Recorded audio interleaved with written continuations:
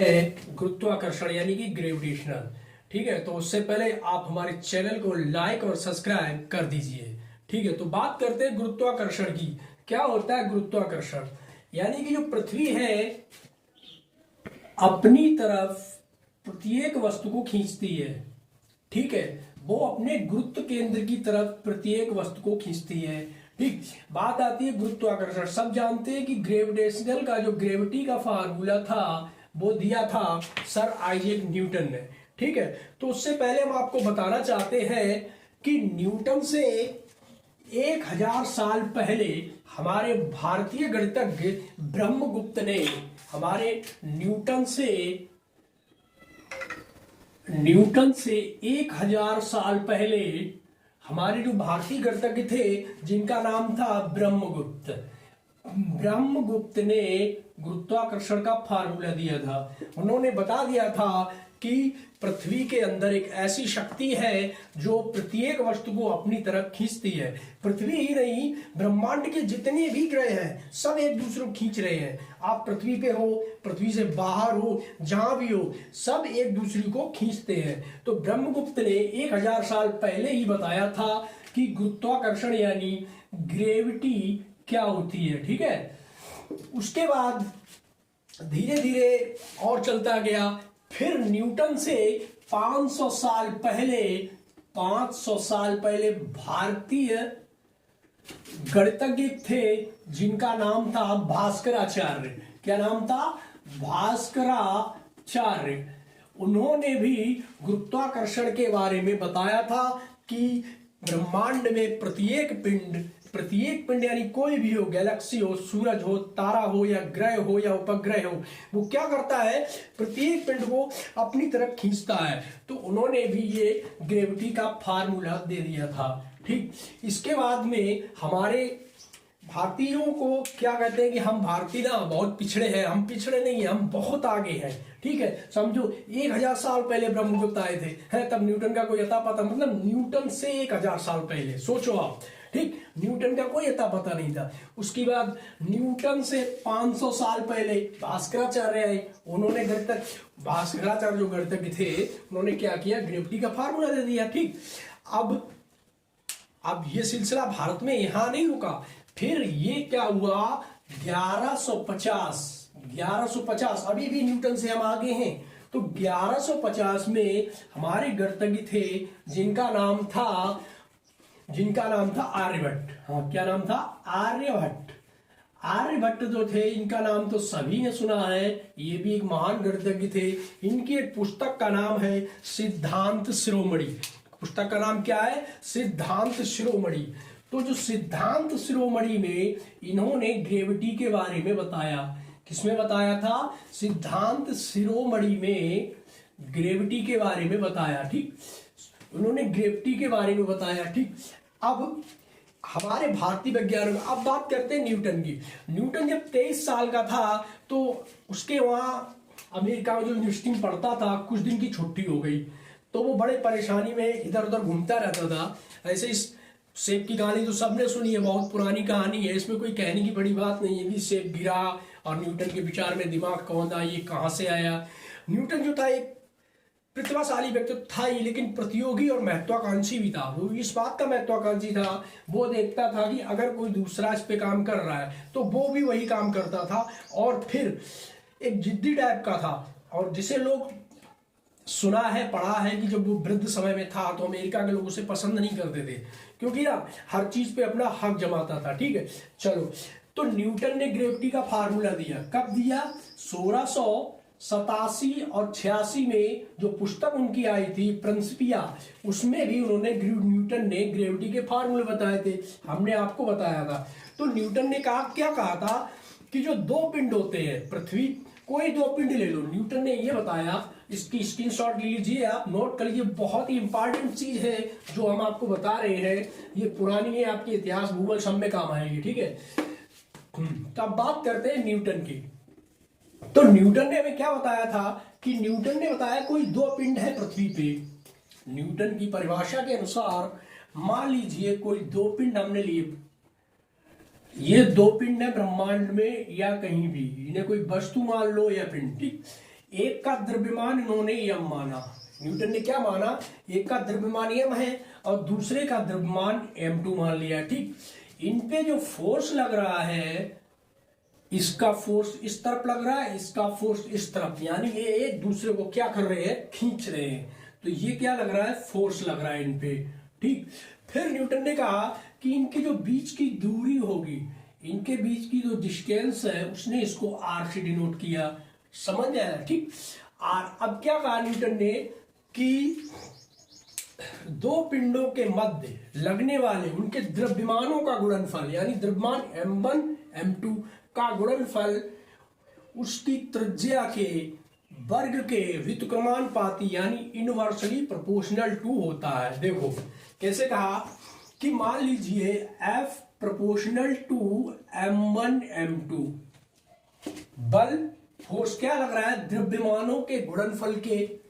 फिर क्या कहा, प्रोपोर्शनल टू 1/r², यानी इनवर्सली प्रोपोर्शनल टू 1/r²। ये क्या हो गया, इनकी त्रिज्या हो गई। ठीक है, अब तो क्या हुआ, F प्रोपोर्शनल टू क्या हो जाएगा, m1 m2 अपॉन r², ये हो गया। ठीक, ये बताया था न्यूटन ने कि F proportional to m1 m2 upon r²। तो अब हम यहाँ पे क्या मानते हैं, मान लीजिए जो इन दोनों के बीच में जो सार्वत्रिक गुरुत्वाकर्षण फोर्स लग रहा है वो क्या है, G है। कितना है, G है। तो ये हो जाएगा F बराबर G into m1 m2 upon r²। ये हो गया हमारे फोर्स का फार्मूला। ठीक है, अब हम इसकी डिफिनीशन अभी लिख के देख रहे हैं, बिल्कुल साफ साफ आप ड्राइव कर लीजिए, इसमें समझ में आया, दोबारा भी समझाएंगे। न्यूटन ने क्या बताया कि किन्हीं दो वस्तुओं के बीच लगने वाला गुरुत्वाकर्षण बल उन दो वस्तुओं के द्रव्यमानों के गुणनफल के प्रोपोर्शनल टू तथा बीच की दूरी के व्युत्क्रमानुपाती यानी इनवर्सली प्रोपोर्शनल टू होता है। देखिए जैसा ये कह रहा है वैसे ही कर दो, बहुत सिंपल है।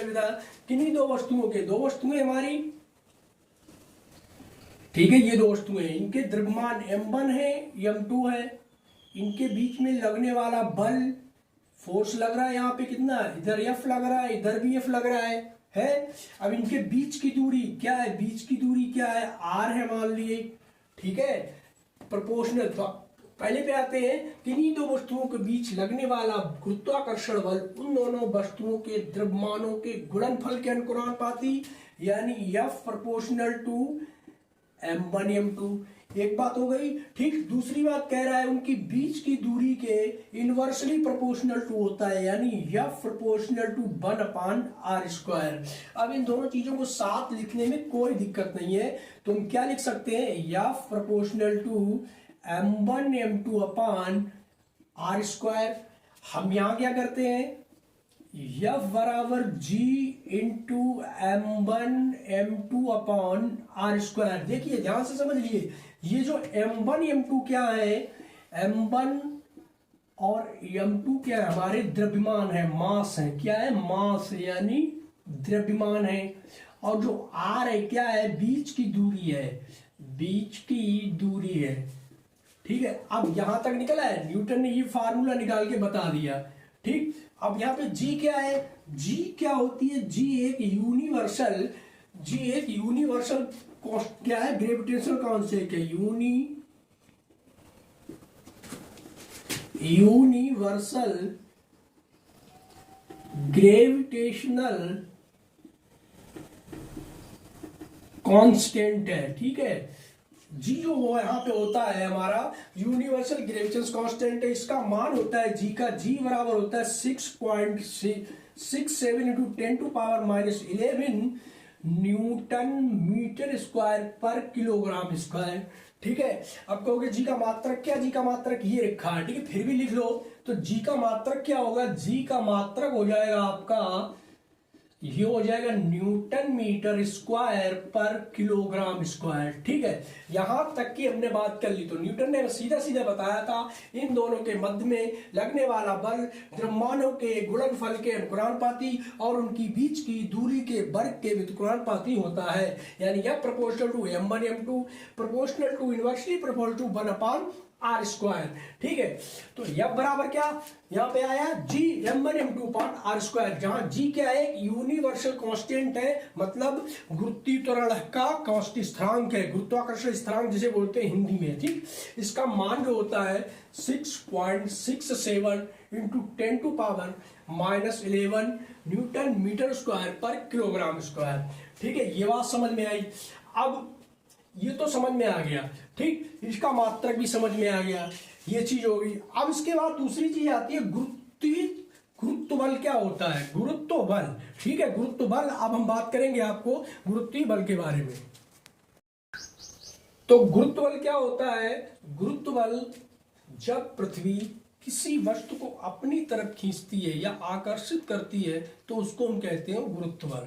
वो बल अपनी तरफ फोर्स लगता है, गुरुत्व बल कहलाता है। तो क्या होता है कि वह बल, यानी कि हम लिख देते हैं वह बल जिसके द्वारा पृथ्वी किसी भी वस्तु को, चाहे कोई हो, किसी भी वस्तु, हमारी कोई वस्तु, यही नहीं कि दो पिंड हो या कोई टुकड़े हो। मान लीजिए पेन है, हमने छोड़ दी जमीन पे, तो ये भी पृथ्वी ने अपनी तरफ खींची है। ठीक है, या कोई आप छत से कूद जाओ तो पृथ्वी अपनी तरफ खींचती है ना, पहाड़ से कूदते तो नीचे ही गिरते हो, ऐसे तो ऊपर उड़ते चले जाते हो। तो क्या होता है, वह बल जिसके द्वारा पृथ्वी किसी भी वस्तु को अपनी तरफ क्या करती है, अपनी ओर खींचती है, उसे क्या बोलते हैं, उसे बोलते हैं गुरुत्व बल या ग्रेविटेशनल फोर्स। उसे बोलते हैं हम गुरुत्व बल या ग्रेविटेशनल फोर्स बोलते हैं। ठीक है, उसे बोलते हैं ग्रेविटेशनल फोर्स। ये हो गया। अब दूसरी आती है गुरुत्वीय त्वरण। दूसरी चीज होती है हमारी गुरुत्वीय त्वरण। तो गुरुत्वीय त्वरण में क्या होता है, कुछ नहीं है, तो गुरुत्वीय त्वरण यानी कि ग्रेविटेशनल एक्सीलरेशन। इसमें क्या होता है, कोई पिंड जब पृथ्वी किसी पिंड को अपनी तरफ खींचती है, तब वो जब जमीन पे नीचे गिरता है तो नीचे गिरने में जो उसमें त्वरण उत्पन्न होता है, पृथ्वी के समीप या किसी वस्तु के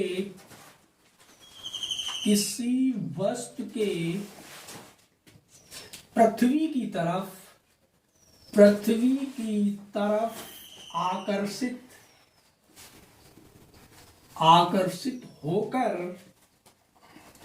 आकर्षित होकर नीचे गिरने पर जो त्वरण उत्पन्न होता है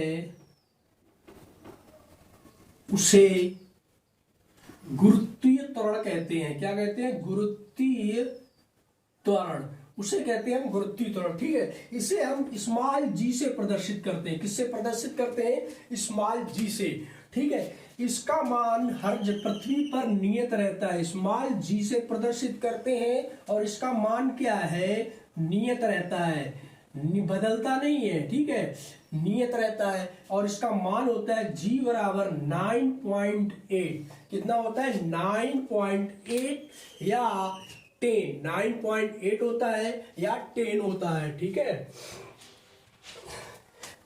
उसको लिखते हैं मीटर पर सेकेंड स्क्वायर में, 9.8 या मीटर पर सेकेंड स्क्वायर।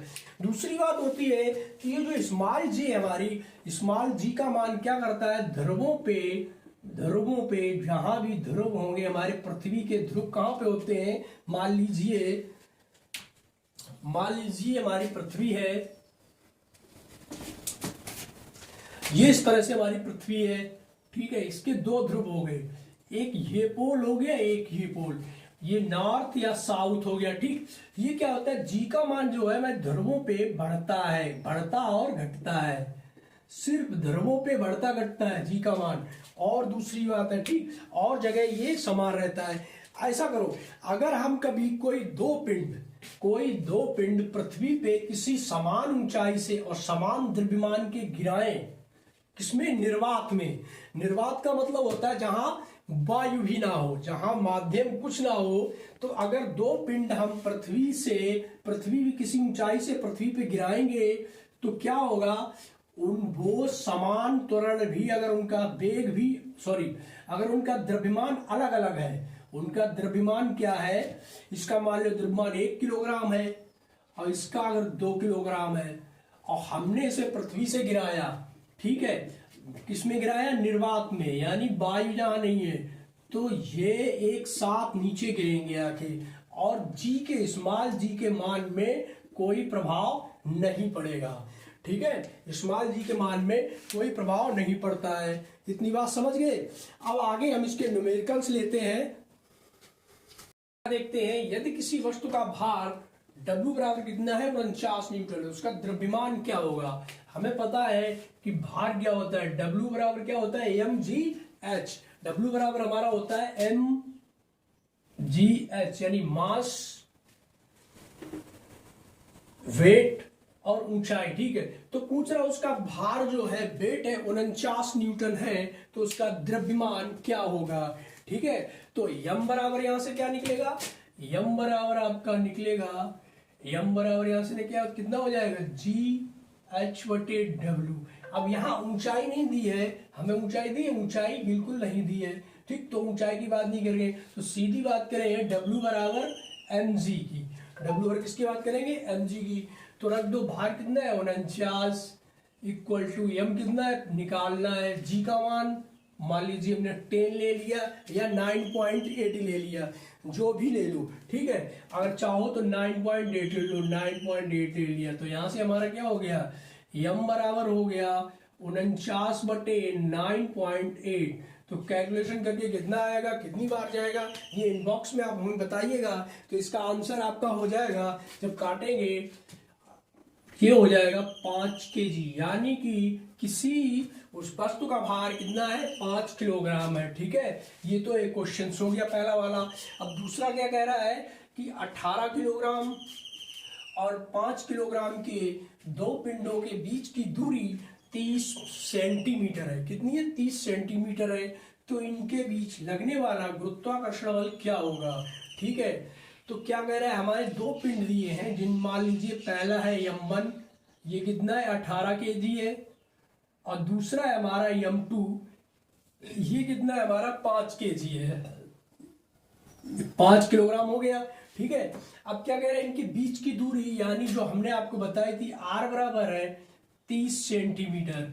ठीक है, तो वो केजी में, ये सेंटीमीटर में, तो इसे हम मीटर में बदल लेंगे। किस में बदल लेंगे, मीटर में बदल लेंगे। जब इसे मीटर में बदलेंगे तो ये हमारी हो जाएगी 0.3 मीटर। ठीक है, अब सीधा सा फार्मूला न्यूटन का क्या है, F बराबर G m1m2/r²। ठीक है, और G का मान क्या है, जी का मान अभी हमने बताया था, जी का मान होता है 6.67 इंटू 10⁻⁻11 न्यूटन मीटर स्क्वायर पर kg स्क्वायर। ठीक है, अब सीधा फार्मूला रख दो, क्या हो जाएगा, 6 into 6 7 into 10⁻11 into 18 into 5 upon, यहाँ पे r स्क्वायर है 0.3 का होल स्क्वायर। जब हम इसे सॉल्व करेंगे तो यहाँ पे कितना आ जाएगा, पहले सरल सॉल्व कर लो, 10⁻11 इंटू 18 पंचे 90 अपॉन, ये भी हो गया 3 तरह का 30 इंटू, इस तरह से कर लो। ठीक है, ये हो गया। जब ये कट पिट के आएंगे तो ये आपका आंसर है, काट पीट के आप बताइएगा, ये सीधा सीधा आपका आंसर हो जाएगा। ये सीधे से कट जाएंगे तो हो जाएगा 6.67 इंटू 10⁸ न्यूटन। ये आ जाएगा आपका 6.67 इंटू 10⁻⁻8 न्यूटन। आ गया 6.67 इंटू 10⁻⁻11 न्यूटन। ठीक है, तीसरा क्वेश्चन हमारा, पृथ्वी तल पर गुरुत्वीय त्वरण की गणना कीजिए। पृथ्वी का द्रव्यमान 6.67 है, पृथ्वी की त्रिज्या इतनी है। ठीक है, ये क्वेश्चन बताने से पहले हम आपको समझाएंगे अभी, तभी समझ में आया जी और जी में संबंध क्या है, ये हम अभी आपको बताएंगे, तभी हम ये वाला क्वेश्चन आपका सॉल्व कराएंगे। ठीक है, तो हम बता रहे हैं अभी जी और जी में संबंध। आपको बता रहे हैं स्मॉल जी तथा कैपिटल जी में संबंध क्या होता है। ये संबंध देखो, मान लिया हमने ये हमारी पृथ्वी है, ये क्या है, हमारी एक पृथ्वी है। ये यहां से ये इसकी होगी त्रिज्या, ये त्रिज्या इसकी कैपिटल आर, इस पे द्रव्यमान है कैपिटल एम, और इस पे कोई वस्तु रखी है जिसका द्रव्यमान है स्मॉल एम। ठीक है, तो अब क्या कह रहा है, हमारा जो न्यूटन का पहला नियम था वो क्या कह रहा था, यानी बताया गया है बराबर जी m1 m2 upon R square था। ठीक है, तो अब हमने क्या माना है, यम द्रव्यमान की कोई वस्तु है, यम द्रव्यमान की माना, यम द्रव्यमान की कोई वस्तु है, यम द्रव्यमान की कोई वस्तु है। ठीक है, तो पृथ्वी का द्रव्यमान कितना होगा, यहां पे पृथ्वी का द्रव्यमान बराबर है हमारा कैपिटल एम, और पृथ्वी की त्रिज्या है हमारी, पृथ्वी की त्रिज्या जो है वो है हमारी कैपिटल आर। ठीक है, तो हमारा पहला नियम था न्यूटन ने जो बताया था गुरुत्वाकर्षण के नियम से, तो गुरुत्वाकर्षण के नियम से जो बताया था, क्या बताया था कि F बराबर होता है G m1 m2 upon R square, ये बताया था। ठीक है, अब जब उन्होंने F बराबर G m1 m2 upon R square बताया, हमने यहाँ पे पृथ्वी मानी, इसकी त्रिज्या कितनी है, स्मॉल m है और कैपिटल आर है, और इसकी द्रव्यमान कितना है, आर है। तो अब इसको निकालने के लिए हमें कोई चीज की जरूरत नहीं पड़ेगी, हम अब मानते हैं इस चीज को, m1 m2 तो है नहीं, यहाँ पे हमने स्मॉल m माना है तो हम वही रख देते हैं। तो हमारा क्या हो जाएगा, F बराबर G capital m upon R into R square, एक मिनट, F बराबर G m upon R square या आर, इतना हो गया। ठीक है, अब क्या कहा, कोई वस्तु द्रव्यमान की रखी हुई, ठीक है, स्क्वायर है। अब द्रव्यमान, अब हमें क्या पता है कि न्यूटन का एक सेकेंड लॉ आपने पढ़ा था, न्यूटन का सेकेंड लॉ का क्या था कि जो फोर्स होता है हमारा वो क्या होता है, बल, और बल की दिशा में क्या होता है, फोर्स बराबर होता है बल, बल गुणे बल की दिशा में विस्थापन, या बल की दिशा में उत्पन्न त्वरण, यानी F बराबर एम ए होता है, बराबर क्या होता है, एम ए होता है। तो न्यूटन के द्वितीय नियम से यहाँ पे देखो F बराबर G M upon R square है, और न्यूटन का द्वितीय नियम क्या है, सेकेंड लॉ क्या है न्यूटन का, सेकेंड लॉ ऑफ न्यूटन ये होता है F बराबर एम ए। यहाँ पे ए क्या है, ए क्या है, त्वरण है, ए क्या है, त्वरण है। लेकिन अब ये वस्तु पृथ्वी पे गिर रही है तो हम एक ही जगह क्या लेते हैं अभी अपने आप, F बराबर एम जी, क्या लेंगे, F बराबर एम जी। जी क्या है यहाँ पे, स्मॉल जी जो है ये गुरुत्वीय त्वरण है, क्या है, गुरुत्वीय त्वरण, ये क्या हो गया, गुरुत्वीय त्वरण। तो अब हम मान लीजिए इक्वेशन हमारी एक हो गई और ये इक्वेशन हमारी दो हो गई। अब इन दोनों इक्वेशन को हम क्या करते हैं, बराबर कर देते हैं। जब इन दोनों इक्वेशन को हम बराबर करेंगे तो हमारा क्या आ गया, इक्वेशन एक एंड इक्वेशन टू से क्या होगा, F बराबर लिख जो एम जी बराबर capital G M upon R square. ठीक है, तो यहां से क्या करेगा, यहां से हमारा एक एम कैपिटल है और एक एम क्या है, स्मॉल है। हम यहाँ पे छोटा वाला एम लिखना भूल गए। ठीक है, तो यहाँ पे अब ये बड़ा एम और ये छोटा एम हो गया। ठीक, अब हमारा यहाँ एम से एम कट रहा है तो यहाँ पे क्या होता है, जी बराबर हो जाएगा हमारा G capital M upon R square. ये आपका निकल आया relation between G and G, यही होता है कि जी बराबर जी अपॉन आर स्क्वायर।